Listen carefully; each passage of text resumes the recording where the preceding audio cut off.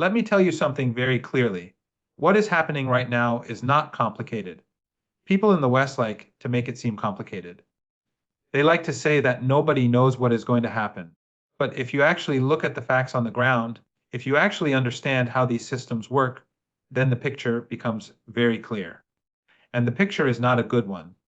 Not for the region, not for the world economy, and not for the United States itself.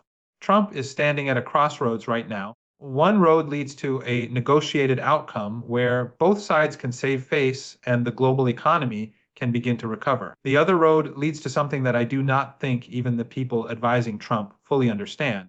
And that is the problem. The people around him are telling him things that are simply not true.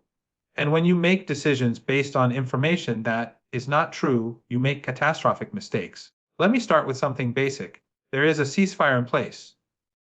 Iran agreed to certain conditions. The United States agreed to certain conditions. Now, the United States is not honoring its side of that agreement. The siege on Iranian ports continues. And Iran is saying very simply, very logically, very clearly, you made a commitment. You are not honoring that commitment. Why would we sit down with you again and make more commitments when you cannot even honor the first one? This is not a complicated position. This is actually a very reasonable position. Think about it the way any normal person would think about it. If you sell a car to someone and they pay you and you do not give them the car, and then they come to you the next day and say, I have another car I would like to buy from you, what would you say to them? You would say, give me my first car. Then we can talk about the second one. Iran is saying exactly this. Now, what is Trump doing? He is extending the deadline by a few days. He is saying Iran has already agreed to everything. He is telling American television audiences that a great deal is almost done, and then behind the scenes the siege continues. The pressure continues. The threats continue. This is not how you conduct diplomacy. This is how you undermine diplomacy. And I want to be very honest about something here. I have studied American foreign policy for many decades. I was involved in negotiations. I have watched how these things play out. And what I see right now is an administration that does not understand the country it is dealing with. They think Iran is like some other country that can be pressured into submission. They think the Iranian state will fracture under economic pressure. They think the Iranian military will collapse if you bomb it long enough. All of these assumptions are wrong. Let me explain the military situation because I think this is very important. People in the West are not being told the truth about this. Iran has been preparing for exactly this kind of conflict for decades, not years, decades. When I say that Iran has underground bases, I am not talking about a few bunkers. I am talking about an entire parallel military infrastructure that exists beneath the surface of the country. Missile factories are underground. Drone factories are underground. Naval assets, the speedboats that carry missiles, they are in tunnels carved into rock along the coastline. The advanced fighter jets are in underground installations. The Americans came in thinking they were going to degrade Iran's military capability in a matter of days. After nearly 40 days of sustained bombardment, roughly 60% of Iran's naval assets remain intact, more than that of the missile stockpiles. And this is according to CBS News. This is not Iranian television. This is American media quietly admitting that the official narrative from the White House and the Pentagon has not been accurate. And here is something else that people need to understand about those military assets. Many of the things that were destroyed were not real. Iran purchased very sophisticated decoys from China years ago. They also produced their own. These decoys emit heat signatures. They look real to targeting systems. So when you see footage of destroyed Iranian equipment, you have to ask yourself how much of that was actual equipment and how much of it was a decoy designed specifically to be destroyed. The Iranians planned for this. This is not something they improvised after the war started. This was part of the strategy from the very beginning. You allow the enemy to destroy what appears to be your equipment. Meanwhile, your actual capabilities remain hidden. Meanwhile, your production continues. The factories that produce missiles are underground and they were never hit. They are producing missiles right now as I speak to you. Now compare this to the American side. In the same 40 days, the United States used approximately 45% of its global stockpile of strike missiles, half of its THAAD interceptors, half of its Patriot missiles. 30% of its cruise missiles. These are not Iranian numbers. These are CNN numbers.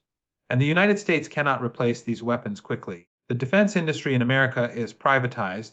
It is built around profit. It is built around shareholders. When you run out of missiles, you go to Raytheon, and they say, yes, we can make you more, but it will take 2 years, and it will cost you this much money.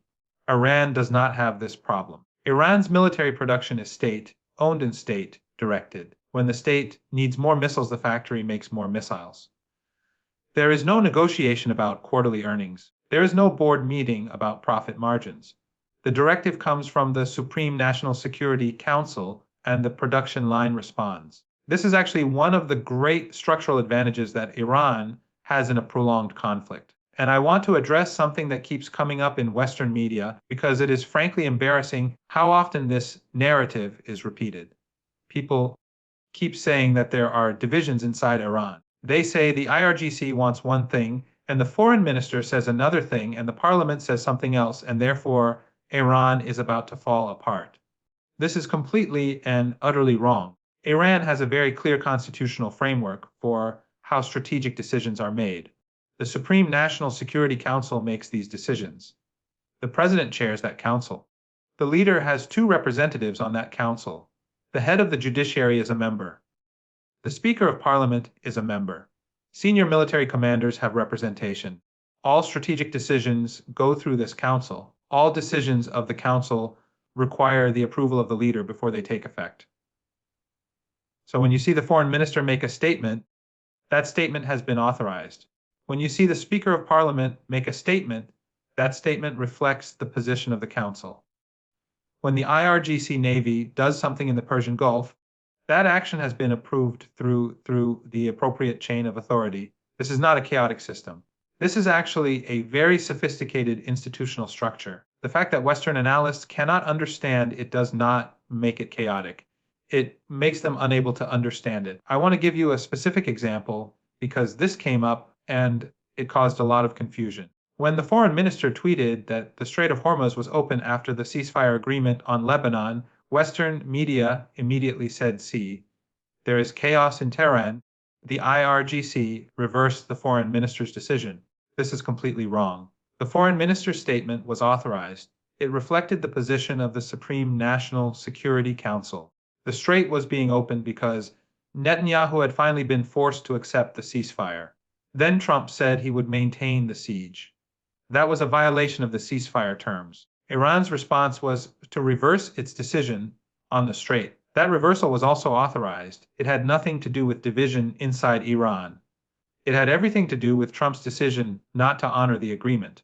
And then there was that recording of an IRGC Navy officer speaking over the radio in English saying, we are the ones who decide when this strait is open, not someone with a tweet. Western media said, look, even the IRGC is publicly criticizing their own foreign minister. No, that officer was responding to Donald Trump's tweet.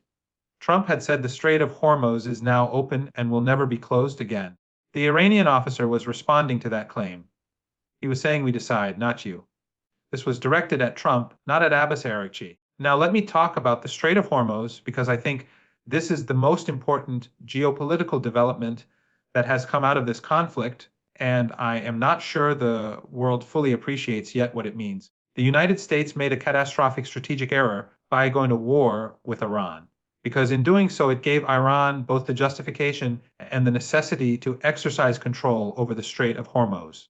This was not something Iran planned to do in peacetime, but when you attack a country, that country uses all the leverage it has, and the Strait of Hormuz is leverage unlike almost anything else on Earth. Roughly 20% of the world's oil passes through that strait. The LNG that powers economies in Asia and Europe passes through that strait.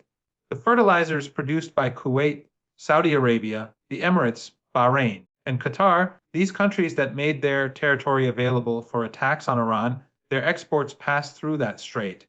Iran is now the gatekeeper, and Iran is saying, you want these exports to move. Then you honor your commitments. This is not a temporary situation. The balance of power in the Persian Gulf has shifted. It has shifted toward Iran and away from the United States. It has shifted away from the Arab monarchies of the Gulf.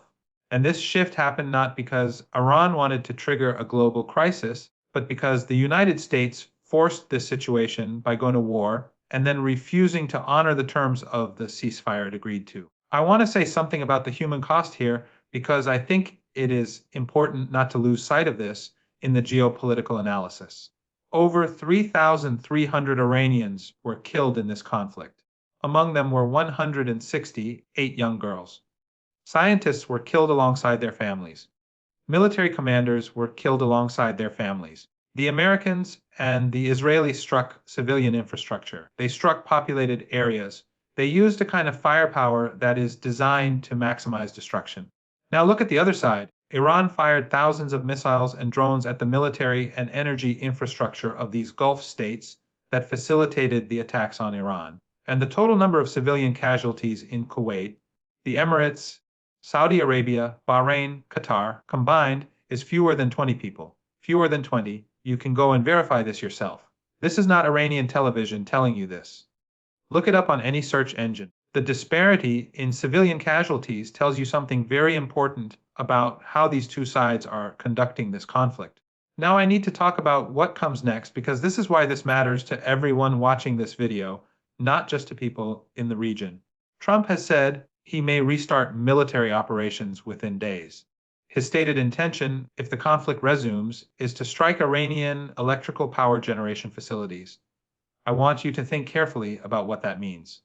If the Americans strike Iranian power plants, Iran will strike the power plants of the countries that provided their territory and airspace for these attacks. I am talking about the Gulf states. These are desert countries.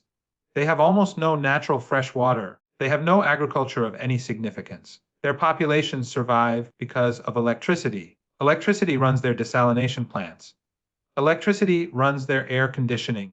In a few weeks, the summer heat in the Persian Gulf will be extreme. We are talking about temperatures that are genuinely life-threatening without climate control. If the power goes out, these countries cannot function. People will have to leave. These states will effectively collapse. Iran is in a very different situation. Iran has the Alborz mountain range running east to west across the north of the country. It has the Zagros mountain range running north to south along the west. Iran has forests. Iran has lakes. Iran has agriculture that covers roughly 90% of domestic food needs. Iran has borders with Pakistan, Afghanistan, Turkmenistan, Azerbaijan, Armenia, Turkey, and Iraq. It has access to the Caspian Sea, which connects it to Russia and Central Asia. Iran has lived under sanctions for decades. It knows how to survive under pressure. The Gulf states do not have this experience. They cannot survive the same level of disruption. And this brings me back to the fundamental question of who can outlast whom. This is a war of survival for Iran. Every Iranian understands what is at stake. When your country is under attack, when your people are being killed, when your cities are being bombed, you fight. You endure. You find ways to survive that an outside observer might not expect. For the United States, this is a war of choice, a war being fought thousands of miles from American territory for reasons that most ordinary Americans do not fully understand, at a cost in weapons and money and international reputation that is already becoming very significant. Iran has not started a war in over 300 years. Since the revolution, 3 wars have been imposed on Iran. The 8-year war with Iraq, where Saddam Hussein was encouraged, armed, and financed by the West and by these very same Gulf states. I personally survived 2 chemical weapons attacks during that war. Those chemical weapons were supplied by Western companies. They were funded by Gulf money. And then this war, Iran did not start any of these conflicts. But Iran survived all of them, so here's where we are. Trump has a decision to make within days. He can restart military operations. If he does, the Iranians are ready. They have been preparing since the ceasefire began. They know that Trump has violated agreements before. They are not going to be caught off guard. The underground bases that were never used during the first round of fighting will begin to be used. Production facilities that have been running throughout the ceasefire will provide a continuous supply of munitions. And the Strait of Hormuz will remain closed to the countries that facilitated this war. Or Trump can honor the ceasefire he agreed to. He can lift the siege. He can give Iran what was promised under the agreement. And then genuine negotiations can begin on a comprehensive deal that addresses the nuclear question, addresses regional security, and gives everyone an off-ramp from a crisis that is already beginning to destabilize the global economy in ways that will affect ordinary people everywhere. The second option was available to Trump several times already. After the ceasefire, when Iran announced it was opening the strait, that was his off ramp. He could have said, I lifted the siege, Iran opened the strait, I won, this is a great deal, the best deal anyone has ever made. He could have said this and walked away with something he could present as a victory. Instead, he escalated. He maintained the siege. And the crisis deepened. I am not optimistic that he will make the right choice this time. Not because I think Trump is irrational in the way people sometimes say, but because the people around him are feeding him a version of reality that does not match what is actually on the ground. They told him Iran would collapse under military pressure. It did not. They told him the Iranian military would be quickly degraded. It was not. They are now telling him that a few more days of pressure will bring Iran to the table on American terms. I do not believe this is correct. The Iranians are not going to negotiate under the threat of renewed bombardment. They are not going to make concessions that compromise their national security and their sovereignty because someone in Washington sets a deadline.